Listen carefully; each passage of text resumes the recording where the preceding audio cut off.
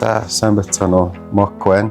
Outsider Улаанбаатар лейблийн продюсер, Monolith Pictures-ийн найруулагч, Playtime-ийн банкер стейжинг куратор байна.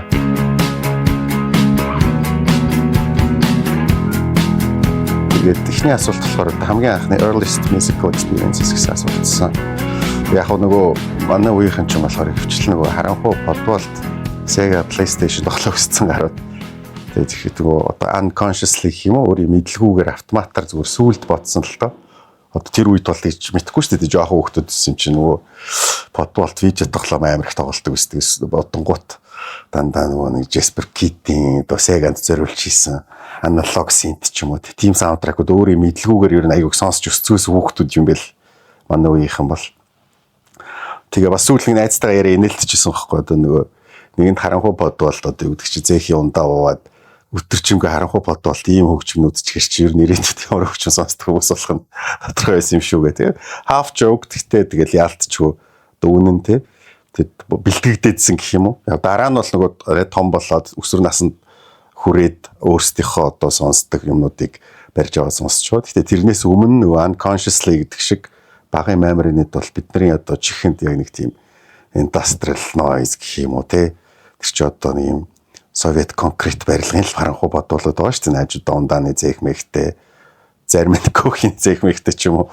Тэгэл өөрийн мэдлгүйгээр тим хөгжмнүүд амар их сонсч өссөн юм байл. Тэгээд нэг бол амар юм up tempo synthтэй aggressive synth нэг бол өөр амар юм ambient жишээлбэл одоо Resident Evil-ийн нэгэн саундтрак ч юм уу Silent Hill-ийн саундтрак амар ambient тэг өөрийн мэдлгүйгээр тийм хөгжмнүүд айгүй их сонсч өссөн ер нь генерашных юм байна лээ. Тэгээд яг одоо нөгөө ухаан арай одоо яг орохгүйн голоор их нэг 12 маяр настай хүүхдүүд байсан юм болоо да. Тэгээ нэг MTV-гээр амар их клипнүүд гардаг. Тэгээ бүгд л үздэг байсан. Тэгээд миний төвд болохоор MTV-гээс гадна Францын нэг MCM гэж сувг орж ирсэн байхгүй. Тэрүүгээр одоо юу гэдэг чинь сүүлд бас одоо цэцээ соёо бидэд ярьж байгаа зүгээр санаандгүй ботсон чинь нэг юм альтернатив хөгжмийн урсгалуудыг MTV-гээс илүү MCM-ээр бид нар бас их авсан юм байлээ. Тий одоо юу гэдэг чи одоо мэдээж нөгөө нэг топ 20 30 MTV-гээр үзэж байгаа. Гэхдээ нөгөө талд нь юм сонин одоо альтернатив хөгжмүүдийг MCM-ээр илүү их ялангуяа Европын те хөгжмүүдийг илүү төлхөө одоо тийм сувг нэгдсэн гэх юм уу соёлын нэг тийм тэндээс нэлээд авцгаасан. Ялангуяа юу гэдэг чинь Acid House хөгжим ч юм уу те Европын метал, Францын хипхоп ч гэх юм уу яг нөгөө MTV-гээр гардаг стандарт одоо юунууд бас шал өөр хөгжмүүдийг тий нэг юм өөр сууг байсан. Тэгээ өдөр эстетик бодлогоч гэсэн ер нь айгүй зөв юм байсан тий. Одоо байд юм уу мэдэхгүй байна. Тэрүүгээр ер нь айгүй их хөгжим авцгаасан байлээ. Тэгээ яг 12 настай байсан юм а тэр чи бас ингээд нөгөө одоо рок мокч мэдэхгүй шүү дээ 12 3 настай хүүхд чинь жоох хүүхд. Гэтэ зэрэгүүд MCM-ээр нөгөө Refuse the New Noise дууны клип гарсан байхгүй. Тэгээ тухайн үедээ нөгөө одоо нөгөө дээр үед чинь анх бид нар тийнейжер рок моксын руу орж яхад би 7 настайгаас death metal сонсоод гэх ах ихчнэр байдаг шүү дээ. Одоо тийм хүмүүс байдгүй байлгүй дээ. Гайгүй болсон байлгүй дээ. Бид 12 настай багт чи тийм рок мокч мэдэхгүй шүү дээ хүүхд. Тэгээд тэнгууд клип нэг юм амар зөв сэтгэл төрүүлээд гой санагдсан байхгүй. Тэгэл ингээл нэг 12 3 настай хүүхд мартчихж байгаа. Тэгээд дараа нь нөгөө бас л нөгөө подвалто PlayStation тоглоо байжсэн чинь нэг юм энэ болохоор харьцангуй ахаад нэг 5 6 жилийн дараа ч өсвөр насн дээр очсон те харьцангуй нэг юм панк рок руу шигдээд эхэлсэн үедээ байхгүй юу. Дараа нь нэг юм Tony Hawk Underground гэдэг PlayStation Skater Tony Hawk-ийн тоглоомн дээр Refuse the New Noise явдаг байхгүй. Тэгээд ваа энэ ч нөгөө багтаа үзчихсэн нэг юм лууланы хувцастай тэгтээ амар юм сонин юм биш гэж дууг нь олж мэдээд тэгээд тухайд ч бол интернет болцсон шүү дээ хайгаад ингээд олчж байгаа. Тэгсээгээл ингээд мартцсан ч бахтай тэг хугацаа өнгөрч байгаа тий он жилүүд. Тэгээд дараа нь нөгөө манай мутант гэж үнэнхүү тий бид нар тэгж авгаалч дууд тий үнэнхүү моно бидэд нэг сэтгүүлийн газар ажилладаг гэсэн хэвгүй. Тэг моно дизайныг хийгээд үгийн зурагчны нэгээд би үг ах гэдтэй тийм мутант зурагчны нэгээд би болохоор одоо найруулах ч юм уу ингээд миний тэгээд цаа чи нэг LimeWire-аар бас ингээд Энд ч болохоор харьцангуй 2005 мав болчихж байгаа тий. Тэгэнгүүт заач нэг LimeWire-аар баахан клипнүүд татдаг гэсэн байхгүй мутант. Гэл нэг юм LimeWire гэдэг програм гэх юм уу, app гэх юм уу нэг тэгээд баахан юм metalcore, electronic янз бүрийн клипнүүд татдаг. Тэрэн дунд нь яг тэр клип дахиад байсан байхгүй. Тэгээ нэр энэ амтлагч ингээд амар амтлагч штэ энэ гэдэг чи хоёр яриад тийштэй наа чи юм шведийн амар зүг амтлаг hardcore punking godfather тахгүй. Тэгэл дахиад ингээд нэг хугацаа өнгөрчихөж байгаа. Тэгээд нөгөө юу хаагаад байгаа юм аа. Сүүлд нөгөө Leather Nation гэдэг юм electronic group mobтэй болол. Тэгэнгүүт тэрний чинь нэг Church of Noise гэдэг хөгжмийн movement болохгүй юу? Юм хөдөлгөөн гэх юм уу те? Underground одоо commercialism дийдэхгүй байх ч гэсэн юм айгу манифесттэй. Тэрэн дээр нэг сэхсгэр гар тэр Church of Noise гэдэг дууг нь хамт дуулаад тэгээд тэр чин тэр Dennis Lysian гэдэг одоо Шведийн hardcore-ын godfather нөхгүй. Тэгээд наач нөгөө Refused-ийн дуучин байж тээ гэд бэлчээд хоёр клипийг үзээд дахиж одоо шинээр дурлаад гэх юм уу тэр чин харьцангуй 2010 гарчиж штэ 11 2 он тэгээд тийштэйгээ тэгэнгүүт одоо юу гэж хэлэх гээд тэгэхээр багны earliest memories гэсэн болохоор нэг юм наадтай нэг миний амьдралын гэх юм уу карьерийн гэх юм уу ингээд моментд ингээд байгаадсан амтлаг байгаад байгаа байхгүй юу. Тий ингээ pop up хийгээл гарч ирэл тэгэл угаасаа багасаа л одоо бодохтой айгу дуртай байсан байна тий. Тэг тааралтаадсэн байна. Одоо ч гэсэн бодлогын өмсдөг. Тэр нөгөө Shape of Punk to Come гэж альбом ч юм бол revolutionary альбом байгаа байхгүй тий. Нөгөө юм hardcore стандарт hardcore punk дууралтыг электрониктэй холиод тэр амар юм тухайн үед нэрнээс нь ч гэсэн ер нь нутг нь харагдах байх гэж бодож байна.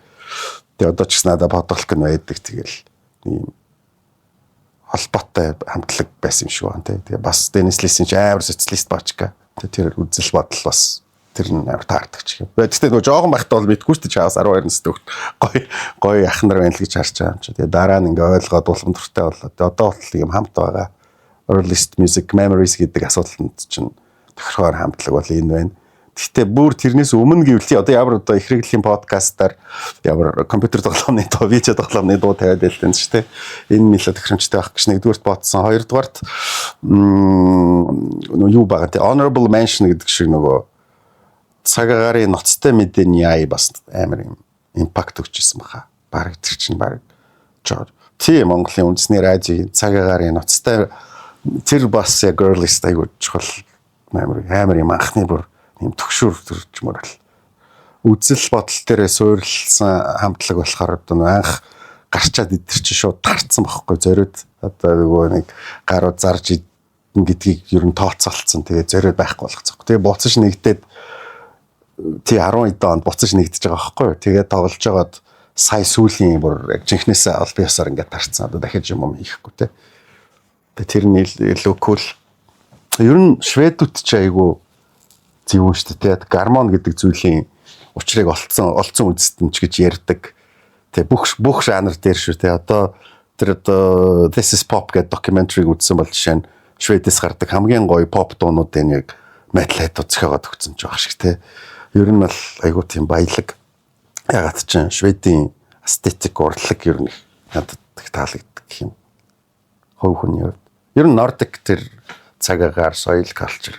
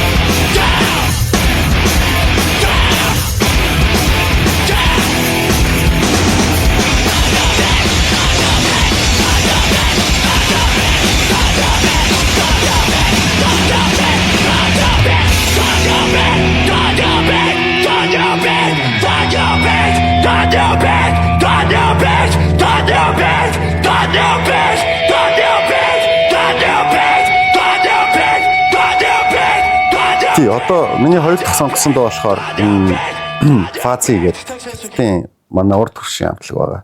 Хиттийн Постбанк одоо хамгийн инфлюеншл хамтлагуудын нэг. Тэгээ яагаад сонгосон бэ гэхээр нөгөө одоо яг юу сонсож байна гэдэг. Энэ хамтлагийг бүр яг хитэн сар болж байна. Playtime-аар авчрах болоод тэгээ одоо энэ 100 яг тоглох одоо миний авчирч байгаа гол хамтлагуудын нэг багхгүй.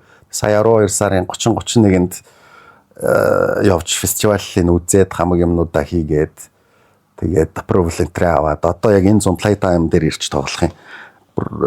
Бяц хамтлаг байгаа. Тэг яг сүүлийн үед энэ хамтлагтайгаа нэлээд ноцолдож байна. Эхнээс сонсож байна. Юун таалагдаад байгаа гэхээр нэг юм Германы краутрок минимализмик юм постпанктай холиод тэгтээ нөгөө дорны хамтлаг болохоор яалтчгүй одоо өөрсдийнхөө нэг зөвүүн элементийг оруулаад гоглоос нь нэг юм тий. Тэгээд яг чиний сая одоо хэлсэн шиг амар юм heavy Joy Division influenceтэй нөлөө нь краутрок инфлюенстэй нэг одоо лайв дээр дуучин ноён подолк өмссөн ч юм уу Германы цэр ингээд амар байдаг. Тэгээд яг нөгөө манай юу гэдэг чи Улаанбаатарын болохоор нэг юм хятад юм уу одоо тентхийн одоо зүүн зүгийн хамтлагуудыг нэг жоохон гол хандлагатай байдаг байсан. Тэгээд яг сүүлийн үед ингээд бүр их юм сонсхын хажуугаар илүү broad болоод зүүн өмнөд Азийн одоо underground би бас нэлээд сонсож байгаа. Интернет Малайз Филиппин энтрийн одоо метал панк electronic actууд ер нь аягүй хүчтэй байгаа. Тэгээ нэг юм соёлын бас юу байгаа тах шиг байна л та тий. Бидэд болохоор харьцангуй нэг юм Европч уу соёлоор өссөн ч юм уу. Тэгэнгүүт тэднийг нөгөө cultural barrier тэгээ соёлын ялгаанаас болоод тэднийг ингээ нэг жоохон underestimate дутуу хийдэг. Тэгээ сүүлийн үед бол миний энэ перспектив арай өөр болж байна л та. Илүү ч нөө фестивалийн куратор болсон. Тэгээд болсон ч яг. Тэгээд дээрээс label ингээ явуулаад тэдний юм илүү одоо broad сонсож байна. Тэгээ заавал нэг юм барууны одоо мэдээч лаг гэхдээ тэрээр сонсохын хажуугаар тийшээ илүү ухангууд амар сонирхолтой юмнууд маш их байгаа. Тэгээ тэрийг бол нэглээ авахд судалж байна. Тэдний нэг нь Фази гэж хамтлаг.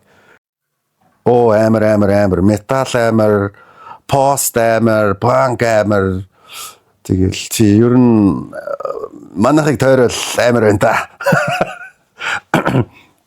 Тэгээ мэдээж яг бидэрт онцлог байгаа. Тэгээ нөгөө сайжртын байгаа өстэй фестивал нэг гэдэг шиг гайгүй болох байлгүй дээ бас явандаа тий.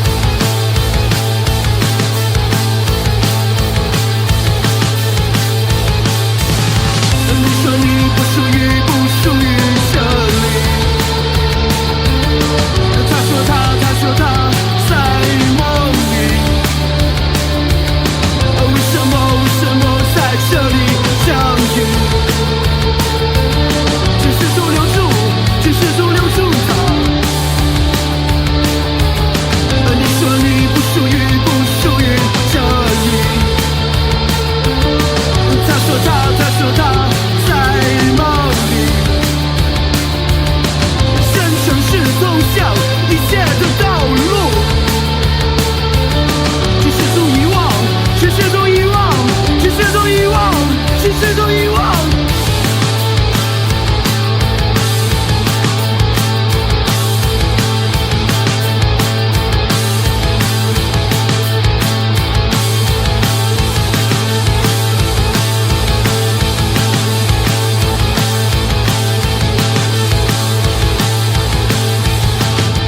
Ер нь бол суур бол амар пост-панк суурьтай шүү дээ. Панк, пост-панк суурьтай. Тэрэнд хандж байгаа хандлагууд нь ч гэсэн тэр чинь нөгөө твцэлт байдлыг одоо үзэл бодолтой байх, хэр варгийн юмд ганхахгүй байх, хаяа нэг худлаа юмд салавч өгч одоо зэрэг тэр нэг юм шуумыг бол тэндээс нэлээд авсан байхаа л гэж боддог шүү дээ.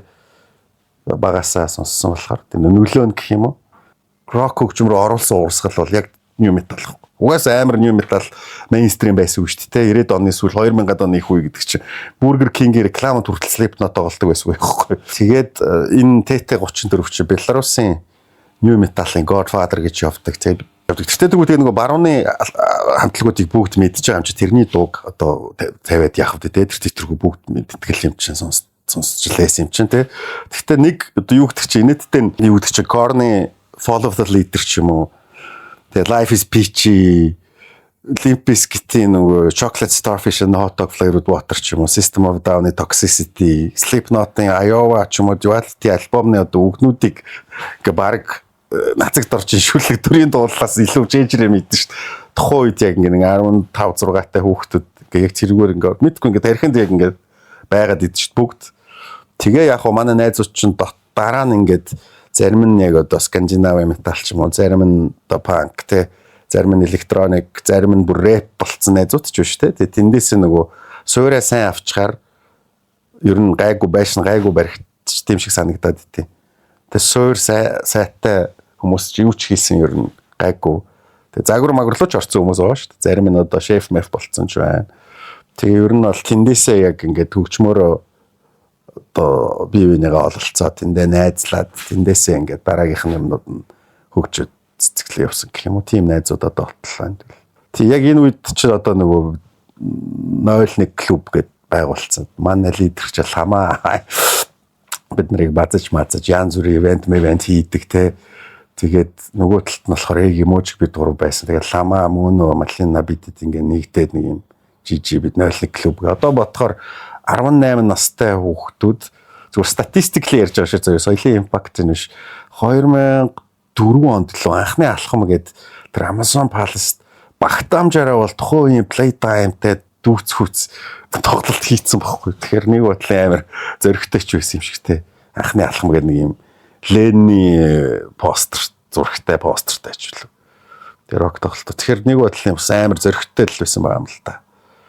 Тэгэл яг манай ламаач бас ялтчгүй бидний лидер угаасаа character нэг тийм лидер штэ босс тэгээ нөгөө School of Rock-ийн ангийн дарга охин шиг бид нарыг баацдаг тэгэл юу гэдэг чинь та нар ингээд бити ялангуяа Макута Центр хамтлагуудын бэлтгэхийн байран дээр очиж бити архитаатай бид нар бол продюсерд бол нүргэлж хамтлагаас нэг алах мурд байх хэвээр мостай гэл 18 настай өг тим юм ярьж марж бид нарыг загиндаг өстэнгүүд чи тухайд бол мань хоёрт бол тэгэл найзуудтайгаа очиж ууж идэх нь гоёлоо амчтэй.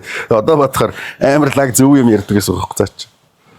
Тэгээ яг рок хөгжмөр одоо эргэж буцалтдаггүй орох за энэ л яг юу юм бэ гэхэд бид нарт бол яалтчгүй юм метал амар нөлөөлсөн шүү. Тэгээд дараа нь өөрсдийнхөө дуртай юмнуудыг болон өмнө нь нөгөө түрүүн хэлсэн unconsciously сонсцсон байсан юмнуудаа хойлоод ч юм ингээд өөрөөрийн гороод мороод явсан. Тэгээ яг энэ одоо тинейжер насны одоо бидрийг оруулсан хөгжмөд трибьют өгөөд наач минь бас дуртай Беларусын юм метал.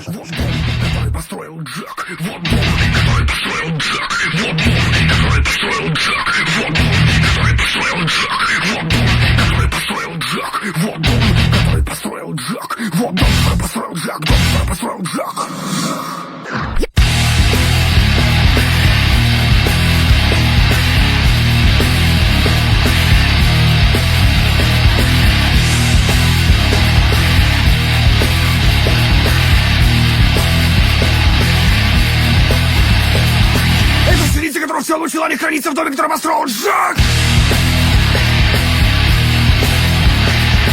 Это веселый птица синица, которую часто воруют ширица, которую все лучше не хранится в доме, который построил Жак. Кот, который пугает, ловит синицы, которые часто воруют синицы, которые в целом желании хранится в доме, который построил Джек. Девушка, который трепет кота, который пугает, ловит синицы, которые часто воруют синицы, которые в целом желании хранится в доме, который построил Джек.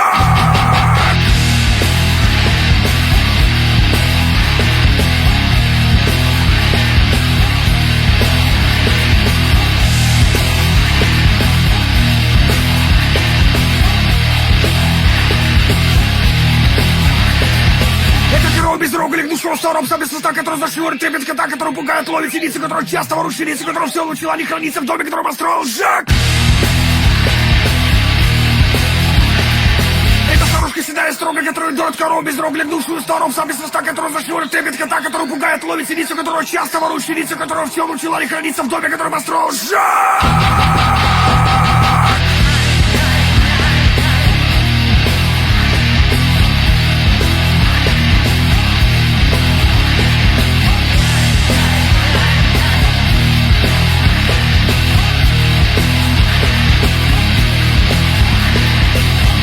Толстую пастух, который границы скоротится строго, который дует корову без рогли в душу старом совместно, который зашивает трепет кота, который пугает, ловит синицу, который часто ворует синицу, который все начала не хранится в доме, который построил Джек. Вот два петуха, которые будут того пастуха, который бронится скоротится строго, который дует корову без рогли в душу старом совместно, который зашивает трепет кота, который пугает, ловит синицу, который часто ворует синицу, который в целом чела не хранится в доме, который построил Джек.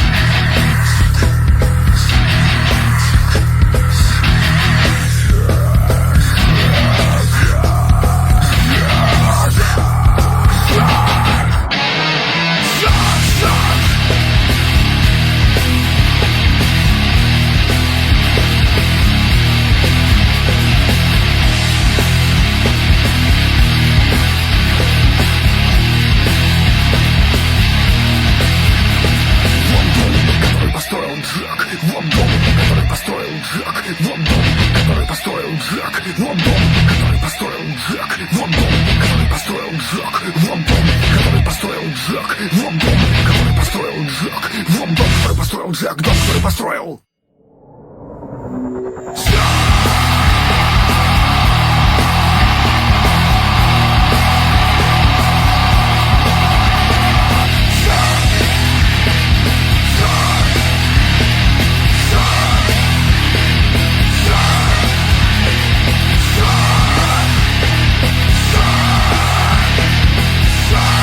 New metal бол яг нэг байнга сонсохгүй байгаа. Хаяа нэг.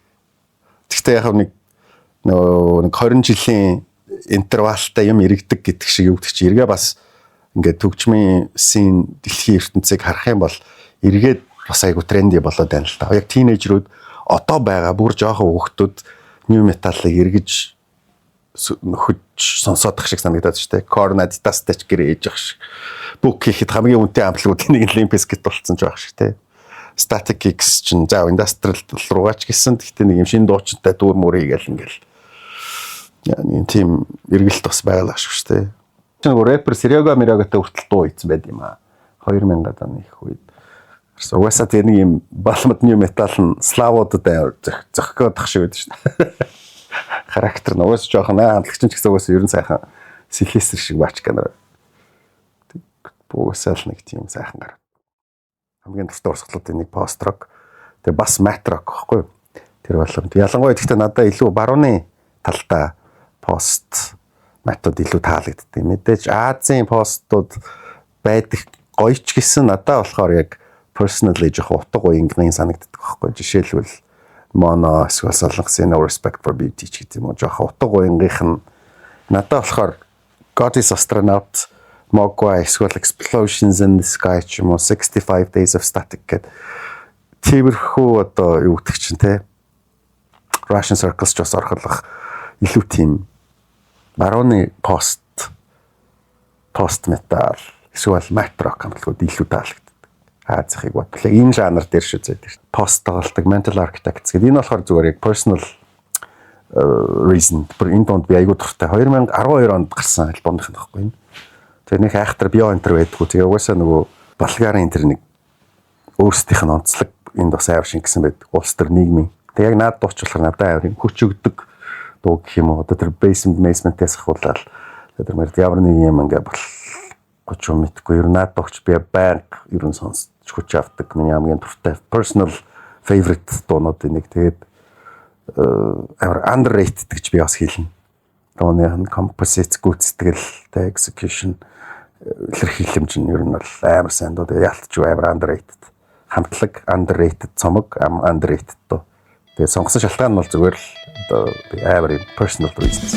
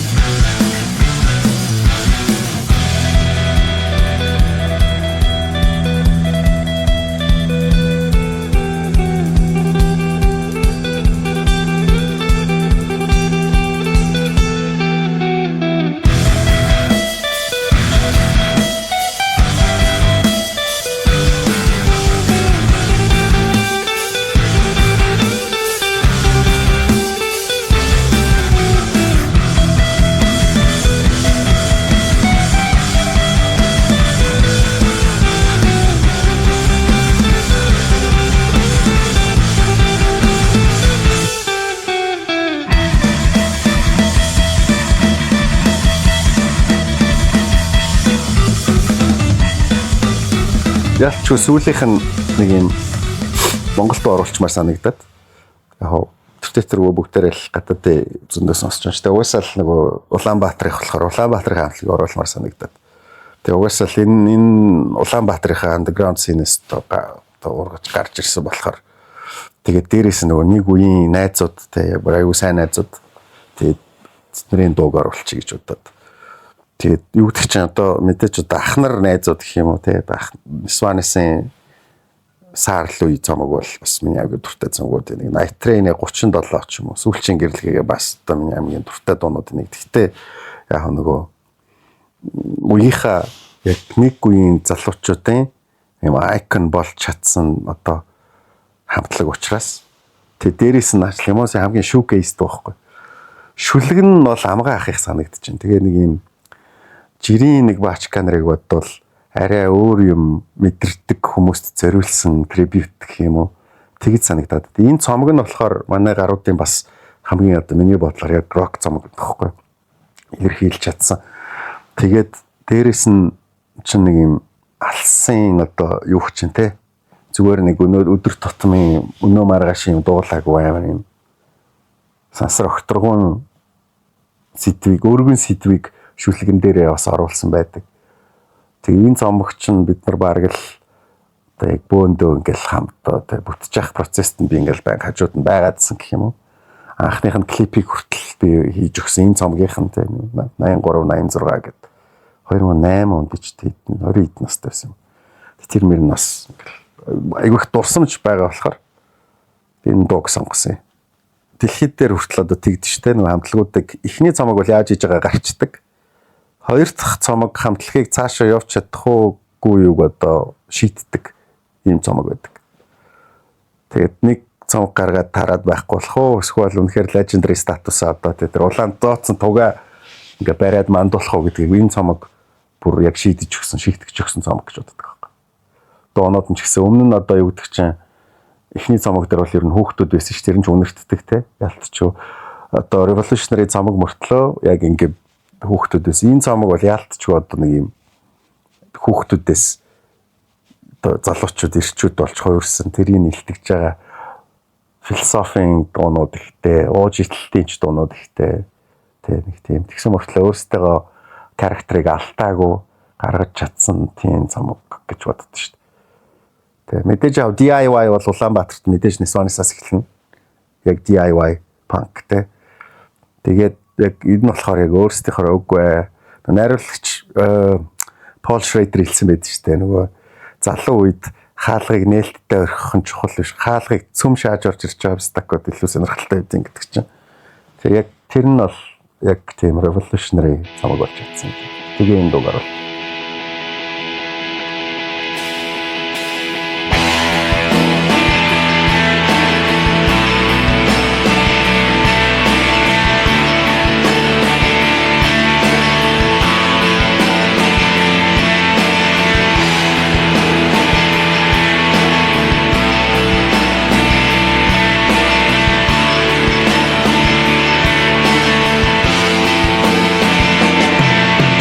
Oh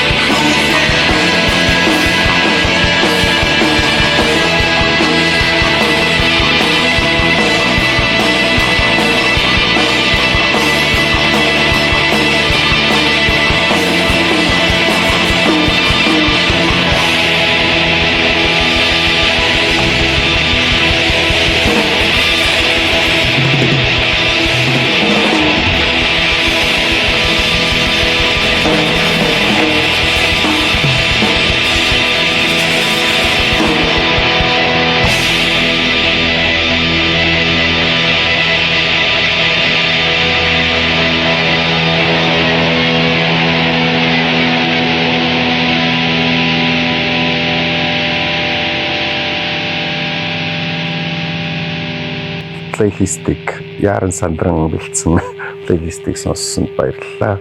Тэгээд одоо юу хэлэх вүдээ тэгээд өөрөөсөө үнэн ч байгаарай гэж хэлье да. Тэгээд урдах юм тууштай хийцгээдэг байгаарай гэж хэлье да. Дурн хүрэхээр хийгээд дурггүй болохоор хайчаад байвал тэгээд ер нь хэцүүштэй пистакода гэж хэлье да. За ойлго гоё ярьчлаа шүү дээ. Нэг өрөөнд суугаад эргэцэж байгаа юм шиг аа. Чи тэгээд тэр ихэнх нь мок гэдэг юм чи мокоор л явъя даа сүүлийнх нь уг хасчихгүй юу гэж. Оо надаа хасагта юу ч болоо хүснээрээ л дуудаад ах шиг гараад энэ 3 4 үсэг. Одноо ч комо момо гэсэн. Соё жокко. Юу ч болоо даа. 2 он голтой орцсон ч багш мэдгүй юу ч болоо.